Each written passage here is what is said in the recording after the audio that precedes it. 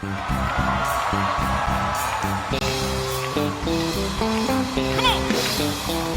got sunshine on a cloudy day.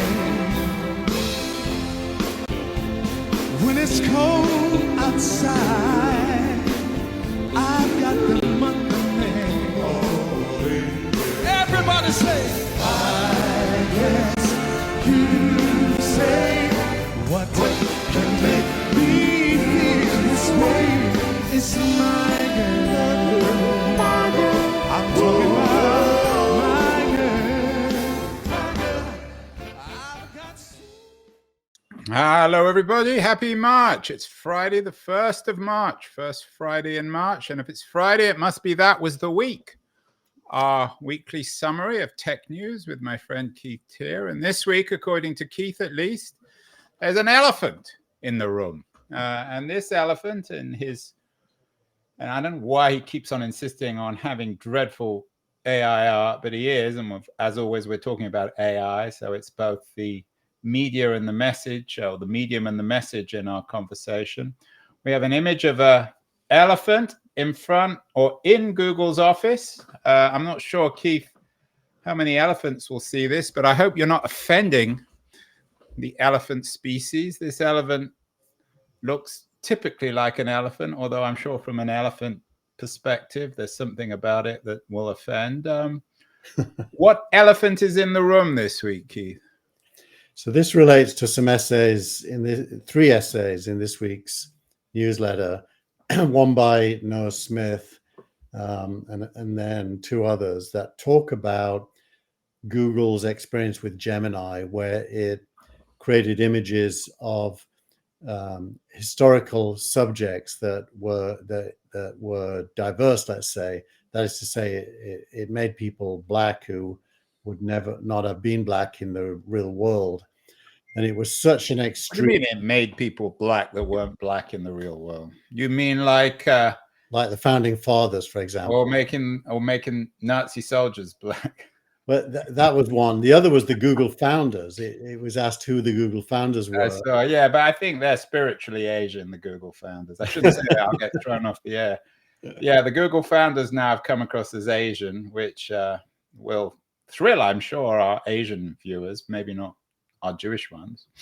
So what's going on here? We are treading into the culture wars. For not the first or the last time you and I have talked about this. What's gone wrong?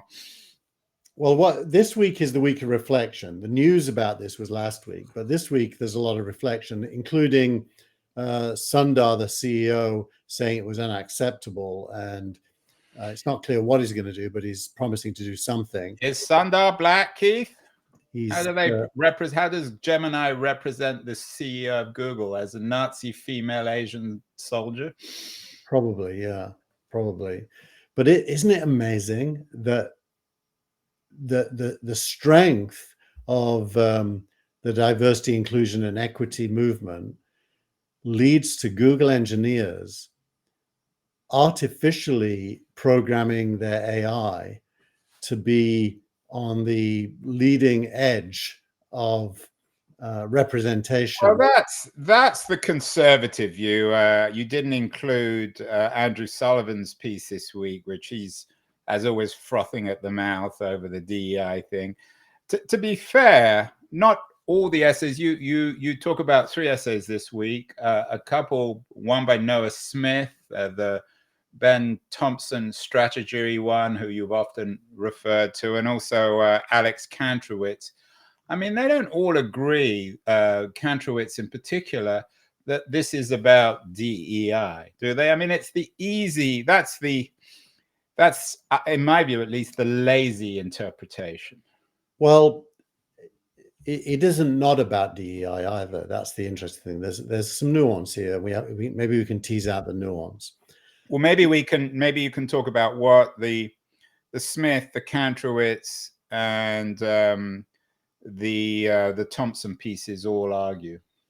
Yeah. So the Noah opinion piece, this is not a good way to fight racism, is the lengthiest and I think very thoughtful, acknowledging that acknowledging racism first, acknowledging oppression, acknowledging that there is a problem, and then what do you mean acknowledging oppression? What does that mean? well, acknowledging that the Black experience is not equal to the white experience, even in 2024, in terms of opportunity, and that therefore there is such a thing as structural racism or systemic racism, and so he's not. Do you have to? I mean, because you do a little bit of this, Keith. I'm usually gentle with you, but maybe I'll be less gentle. I mean, why is it that anytime anyone ever discusses this, they have to do virtue signaling to somehow say, and you do it in your editorial, well, I'm not a racist, I did blah, blah, blah in my life, and therefore I have a right to talk about it. Why do people have to say that? Because racism's a real thing, and if you haven't done anything, shame on you. I haven't. I seem to recall at some point that you are I don't know, I don't want to talk about your personal life, but there is lots of evidence that you are not a racist. Let's say but the point is that but being a racist but why does anyone who have to, whenever we have to talk about this, they have to, and you're not alone, and as you say, Smith does it, that you have to virtual signal by saying, well, I'm not a racist, I acknowledge blah, blah, blah, and therefore I have a right to talk about it. I don't think it's because you have the right. I think you want the world to know that you're not a white supremacist. Because who is it? I mean, how many white supremacists well, I think you understand why. You're just no, I don't. I'm really serious. Then I'll explain it to you. The narrative around race has got to the point where it's very similar to the Palestine-Israeli narrative, where there's no middle ground. It is assumed that you're either one thing or the other.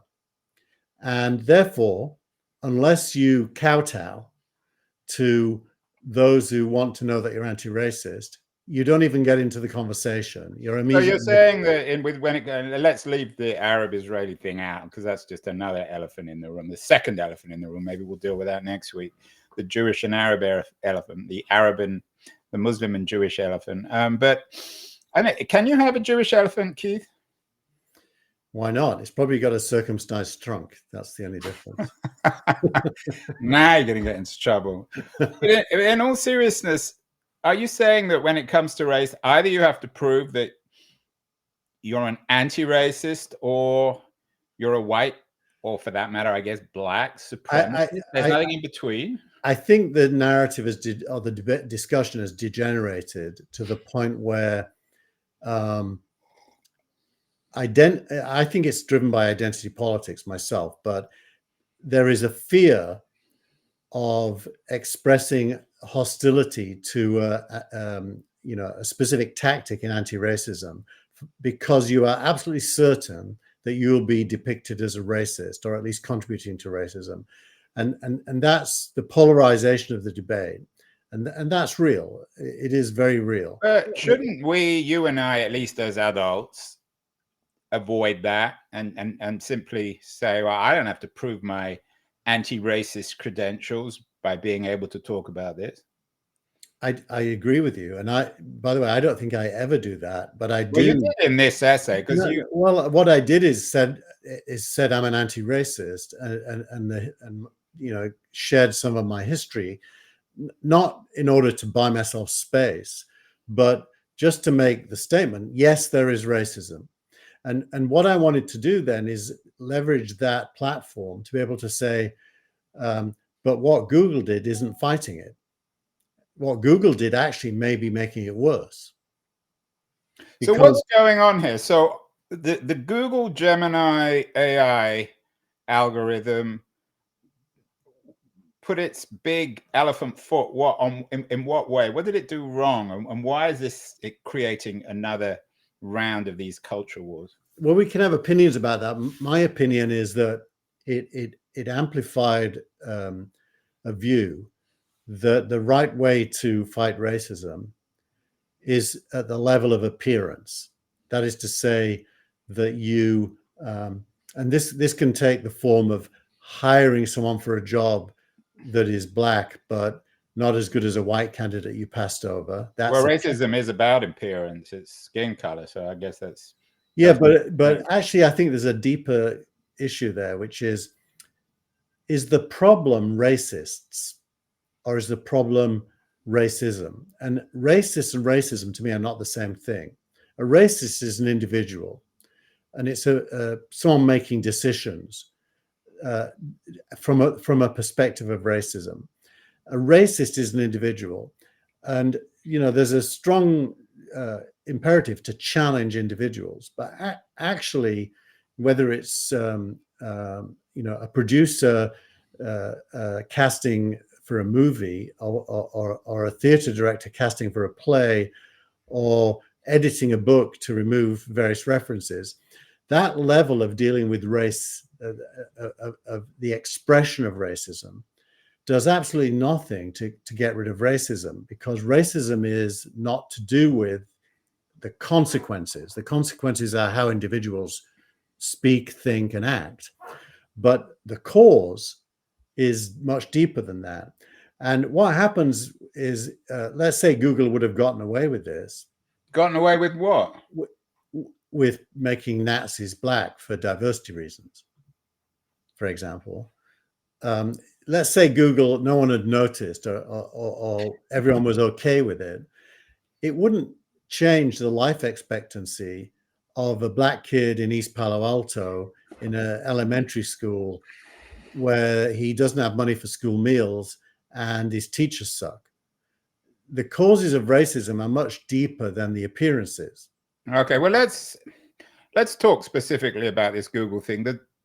There was an interesting piece that Sullivan connected with about suggesting that Google has changed. Initially, the search engine was designed to be objective, whatever that means.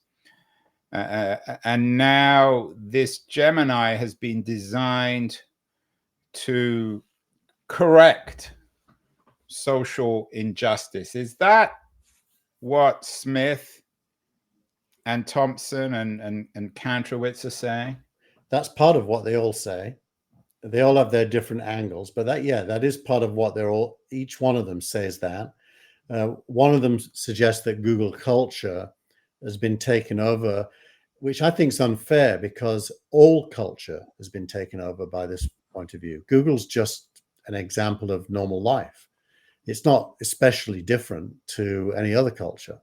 Culture has become, if you like, a censor of the truth by insisting that the version of the truth that's told is a particular version.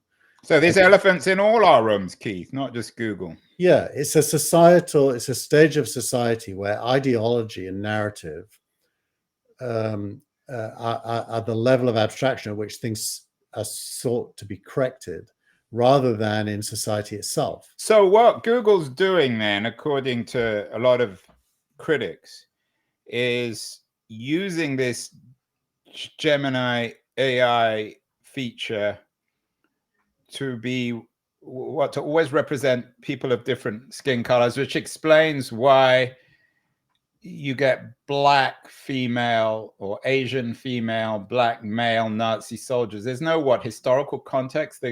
The algorithm doesn't understand that you shouldn't do that with members of the SS. Well, they programmed an override which took the form of, no matter what you prompt, if it's asking for visuals of people, it added onto the end, hidden from view, and please make this diverse.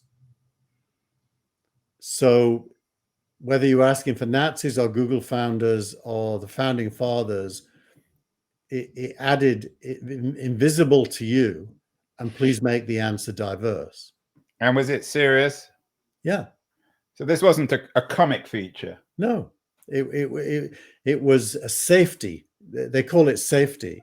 The word safety now means, something other than safety. What's the opposite of safety, Keith? Danger. Yeah. So this is dangerous stuff. I mean, they got themselves in huge trouble. The markets responded negatively. They lost billions of dollars in value so who's to blame here? I don't, of course, there are individuals who did that programming and some product manager who told them to do it. So there will be an answer to that. I don't know the actual answer, but I would say that those individuals are just playing out what is now normal in every university campus, in every publishing house, apart from contrarians, that like you and I. yeah. So I think it's symptomatic of something not to do with Google, which is So why that's one interpretation, which Smith, I think, as you say, you got 3 essays, one by Noah Smith, one by Ben Thompson, and one by Alex Kantrowitz. Ben Thompson, by the way, calls for Satya to be fired. Right, which I was probably not the first or the last. I think Smith takes the cultural view. Thompson makes it clear that he's not really a strong political writer, but there is some politics here. Whereas Kantrowitz takes a counter view and sees it as a product of Google corporate culture. What does Kantrowitz? And I have to admit, I'm much more sympathetic to the Kantrowitz reading, that it's just a fucked up company. It grew too fast. It's bureaucratic, bad leadership, and it's really doesn't fit into this sort of the Andrew Sullivan argument that the world is going to hell because of DEI. I think both things can be true, but I also agree with Well, I made the subtitle of this week's newsletter "Big Tech and the Fear of Controversy," and I think if you wanted to characterize Google's culture, it's a fear of screwing up more than the bravery to test new things. And I think it expresses that. It's like, let's not get into trouble here, because if you remember, both Microsoft and Google have had prior experiences with AI, of the AI becoming racist. So this, if anything, is a kind of a... But this wouldn't happen. I mean, it's easy to say, but it's hard to imagine this would happen at Amazon or Apple or even Microsoft. So there's something about Google that distinguishes it from other big tech companies. Surprisingly, part of it is shipping too early. They're in a competition with OpenAI, and that is compelling them to ship early so that they're in the race. So it's possible the oversight here was less than perfect. But didn't someone play with it? I mean, surely even the CEO has a computer. He can actually try it out. Yeah, but probably what they did is test it to see if it's racist, and it would have passed that test. Probably. I think that's an extreme. So who's testing it? The CEO? You mean he's less interested? He's only interested in whether or not it's racist. He's Indian, by the way. He is Indian. I don't buy that. What? Let's admit that we're guessing what happened there, because we don't really know. But there will have been some level of testing, but it won't have been. I mean, why would you test whether Nazis could be black? It wouldn't occur to you to even test that, would it? Because it's so weird. Well, it's weird, but you'd think someone at Google would have actually played around with it and tested it. I mean, maybe not the particular Nazi thing, but some of the other stuff that everyone. I mean, it's open season on Google, because this first version of Gemini, on one level at least, is so bad, so absurd. Yeah, Joe Lonsdale was at a conference yesterday in LA, that the Upfront Ventures conference, and he was a panelist, and he made the point that this is simply the price you pay for woke culture. I didn't use that word anyway. I don't like the word woke, actually, but it's the price you pay when you're mainly driven by politics and influence instead of logic and facts. But that's the Smith take. I mean, what would Kantrowitz say? Kantrowitz would simply say it's a badly run company. It grew too fast. Morale is plummeting. Everybody wants to leave. That happened at Microsoft. Yeah. It will eventually happen probably at Apple and Amazon. That's just the nature of corporate ups and downs, that it's not part of this whole woke DEI narrative. Well, his key quote is, at Google, it's impossible to navigate and understand who owns things. That's the Google Trust and Safety team. Maybe that's by design, so that nobody can ever get in trouble for failure, is what they said. So fear and hiding from accountability. is what he brings So together. what else does it tell us, Keith, about, and you and I have talked about this endlessly. Another of the headlines today is about the Supreme Court case last week about whether or not Texas and Florida should be able to determine what you do and don't see on social media. How much of this is bound up in all of our, and this may be the real elephant in the room, our unwillingness to acknowledge that whatever you see on your media, someone is determining what you see, for better or worse. You know, the right always claims it's the left always claims it's the right, women always claim it's men always claim it's women, blacks always claim it's whites always claim it's black, but somebody is determining what you see, right? Actually, that's a choice. You can have your Twitter feed go just time-based, or you can ask the algorithm. In my case, I ask the algorithm, and it's a way better feed than the one that's purely time-based with everyone in it. So I like the algorithm, but other people might hate it. But so I you don't mean think at Twitter, you can, it's entirely arbitrary. what is? Absolutely, 100% arbitrary. You can get anything or anyone. Yeah. You just go and switch it to latest. But then somebody would say, well, you've made the decision to go to X. You could have gone to Threads or TikTok. Yeah, but I don't think curation of content is the problem here. The problem is the insane belief that you can create an ideologically acceptable feed for yourself and not see stuff you disagree with. Because if you think about it, you know, sitting in any workplace or any classroom, you would never believe you could get rid of the people you disagree with. So why on social media do we have the gall to believe that we can erase disagreement? So maybe there's a difference between Gemini and Google search. In the old days, when you went to Google and you asked for something, it would give you 10 options. You don't get those options with Gemini, do you? So is the problem the medium itself, that with AI, you only see one thing? Well, that's it, up to you. You can say to Gemini or OpenAI, please give me the 10 most popular answers to the following question with a wide range Do you think that might be, Keith? Maybe, well, I'm thinking aloud here. Maybe that's because I don't see, we're going to continually be having these conversations. Maybe that's the way to address this, is that anytime you enter anything into any of these AI algorithms, you get 10 responses, going from what it sees as the most liberal to the most reactionary. I think it depends what you're looking for. I mean, I think you got to trust individuals to know how to ask questions and not try to get in between them and the answer, you know, which implies that you know better than either them or the AI.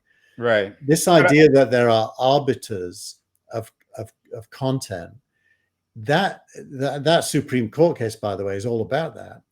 Right, but the point is that you're always going to have that. So should you be able to, should there be an algorithm where it says, tell me what a Nazi soldier would look like, and I'm interested in our 2024 version versus the historical one. So you'd always have that option. Yeah, you can ask for anything if you're specific. What Google did is modify your query without your knowledge in order to produce results it believed would not get it into trouble. So I've said this many times, the minute you become an editor, you know. But you're all, isn't that, I mean, this is maybe where you and I disagree. You're always going to be an editor. The question is, and no, you don't have to be. Why? Hold on, I mean, the question is how you put the question. So, yeah, but you don't want Google to modify your question after you've put it. We can give you options of what you see. So if you say, I want an image of a Nazi soldier, it can be the image determined by Nazis, by 2024 culture warriors, by men, by women, by Jews. I mean, there's all sorts of versions we can get of Nazi soldiers. Yeah, you can ask for anything, but you're missing my point. My point is that can you trust the interface you're typing into not to change your request without your knowledge? Well, you should be able to, shouldn't You you? should be able to. That's the very point. And Google broke that trust. They did. Future, they won't break it in the future. How do we get beyond this to be more explicit in terms of and being more honest with the user about what the kind of information visually or textually that they see? Yeah, I think the user should be told you're interacting with an AI at a very early stage of its development. It's prone to make mistakes.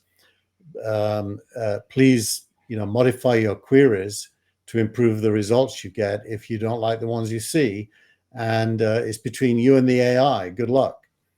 But the point I'm trying to make, maybe this is where you and I disagree, is there's always something behind the AI. The AI is a product of a company. There's a business model there also. I mean, one of the reasons perhaps why Google's struggling so much is because they struggled in the early days of search. They didn't have a business model, but they were a startup, so it didn't matter, and no one knew anything they were doing. They're also presumably searching for a business model. They're a business. They're not a public service. I worked with Google before they had a business model, and they had $25 million in the bank in those days, 1997, 98. And they were not particularly preoccupied with business model. They just wanted to be the best search engine, and they came to business model later.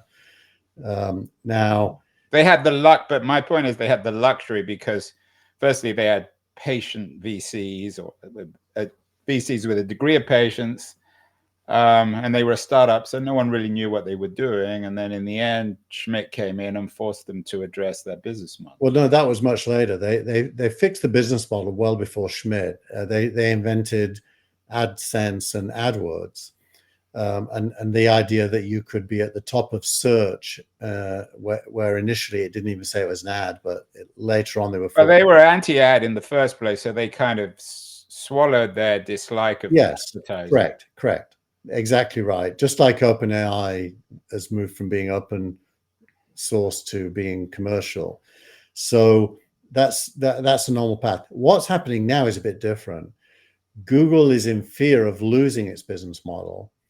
It is acutely aware that AI is not a replacement at the business model level. So despite that, they have to innovate there, because otherwise they're going to lose all their users, or not all, but a lot of their users, to AI.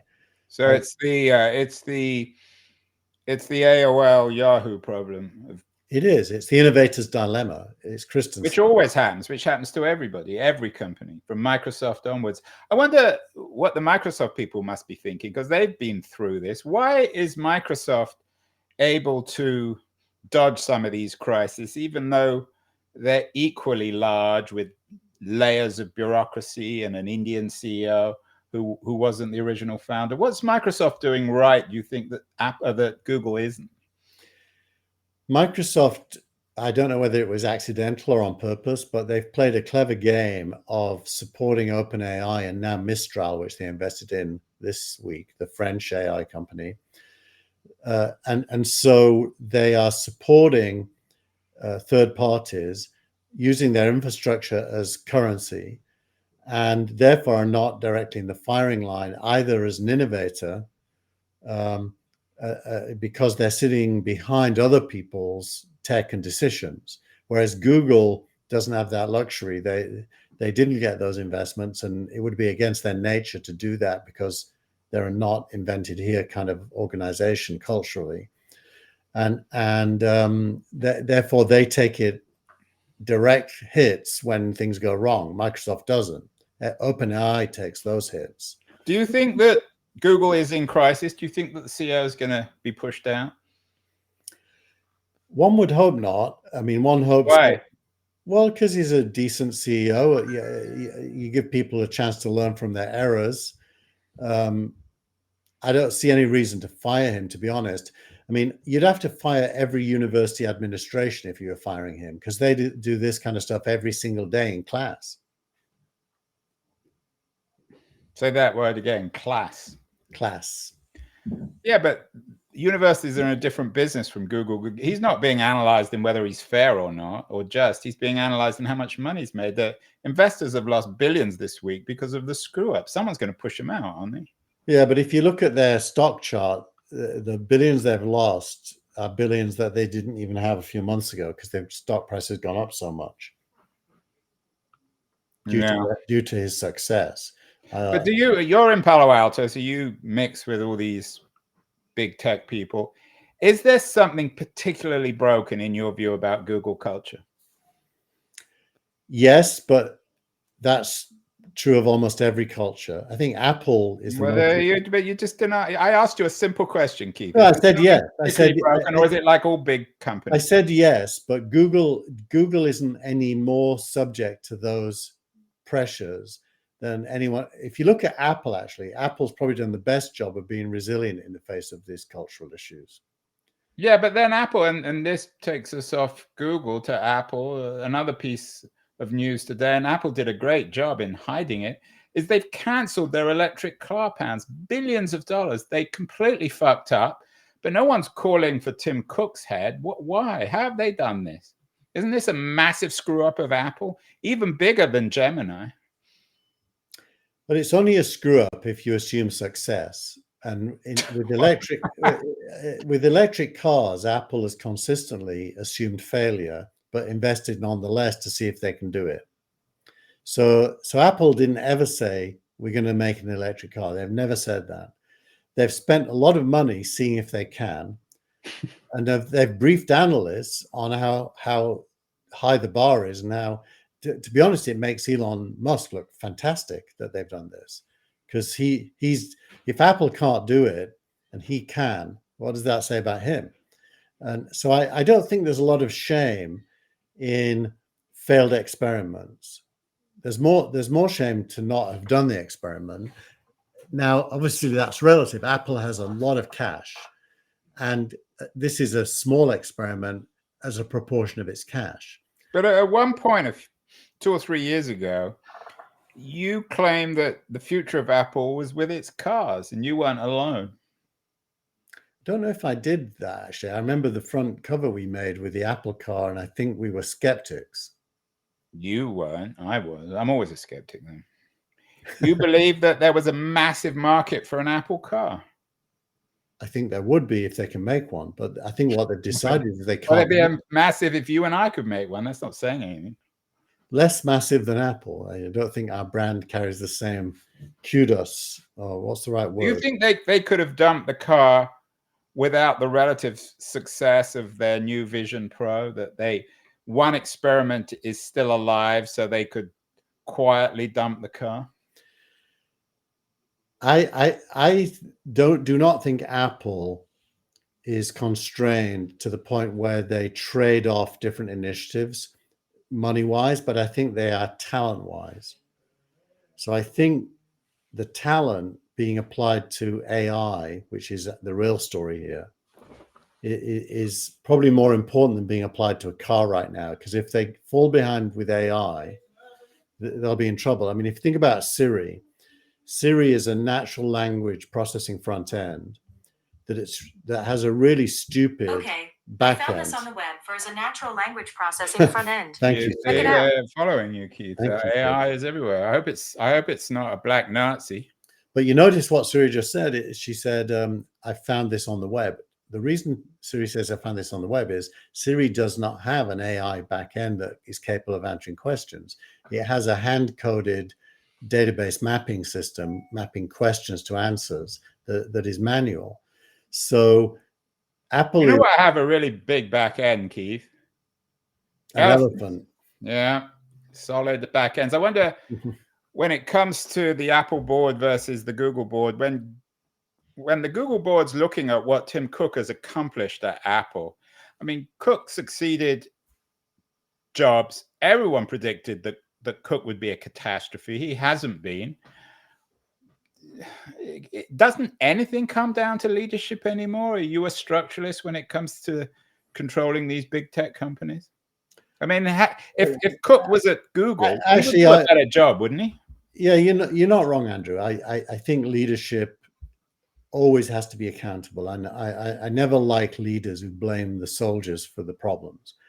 And I do think the leadership of Google has to be accountable for what it did. And I'm not trying to get away from that. But I am also saying what they did is entirely consistent with the way society is going. They were in line.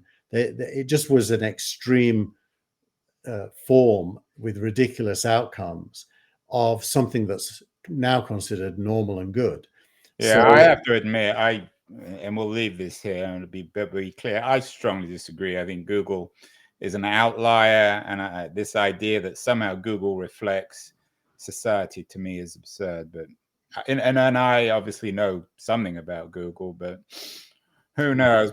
This will be a subject we come back to. What about Startup of the Week? A more cheerful subject. Keith, robots. They're the future, I've heard. Not elephants. So this company, Figure, is the company that one of the car companies partnered with a few weeks ago. And we mentioned it on the show, where they're going to do these humanoid style robots to do some work on the production line. And so they announced this week that they've raised more than $500 million from Microsoft. 175 million. Microsoft, OpenAI, Amazon, Nvidia, Intel, all the big players. And you see that, not Google, because they Google missed out. Well, they missed out by design because they're a let's build it ourselves kind of company. And Microsoft used to be that, but now have realized that their platform is more valuable than owning, the front end, if you will. So, I think this is a sign of the times, this investment, and we're going to see more of it. But it also says that humanoid robots are closer to reality. What is a humanoid robot? You mean a robot that looks like a human? Yeah, it's got 2 legs, 2 arms, what look like eyes, and is capable of doing tasks that usually require human dexterity. So we're heading for a Blade Runner-like future where we won't be able to distinguish between robots and humans? To me, it looks like what's this Star Wars robot that walks and talks? Luke Skywalker. No, that's the human. The robot, it's not R2-D2, it's C-3PO or one of those. I forget which one it is. Somebody will tell me. So you think that Figure is for real? Usually your startup of the week is usually it's not a startup and it doesn't seem particularly promising, but this one's for real. It's for real, but it is valued at 2.6 billion, so it doesn't really qualify as a startup anymore. Well, it's a unicorn, rather like that elephant in the room, yeah. Or maybe actually the more accurate definition of a unicorn is a black Nazi soldier. That's impossible. Exactly. Finally, tweet of the week, bringing us down to earth, which is a really bracing tweet for startup entrepreneurs by Amy Lewin. What was Amy saying, Keith? Well, this is Hopin, the company we've mentioned quite a bit over the years here.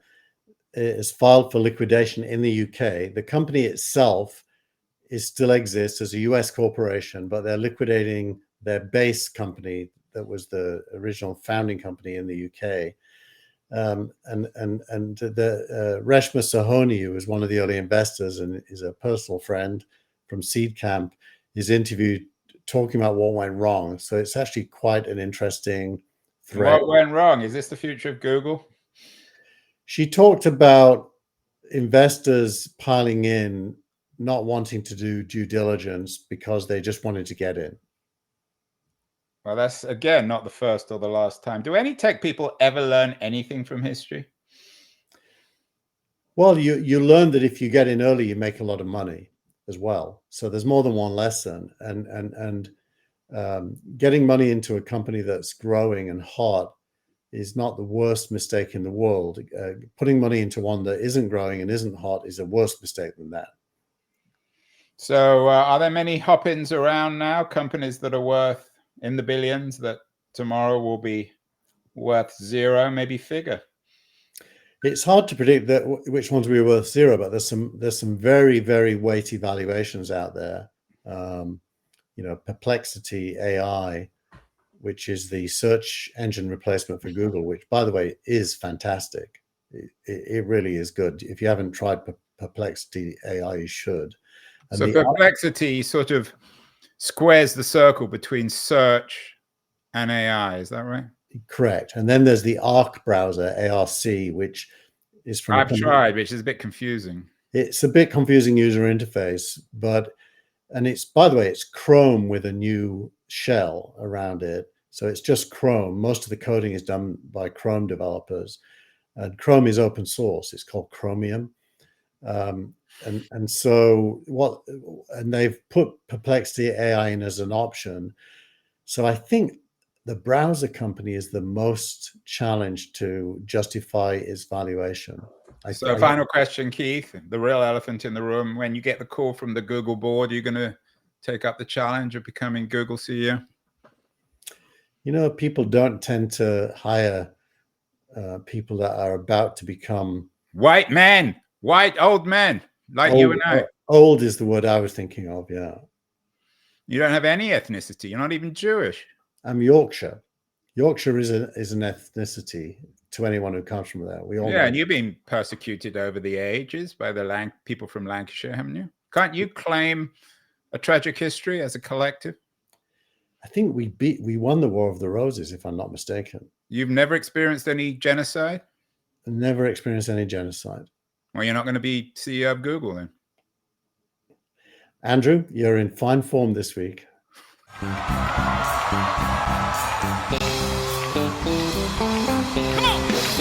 I've got sunshine on a cloudy day. When it's cold outside,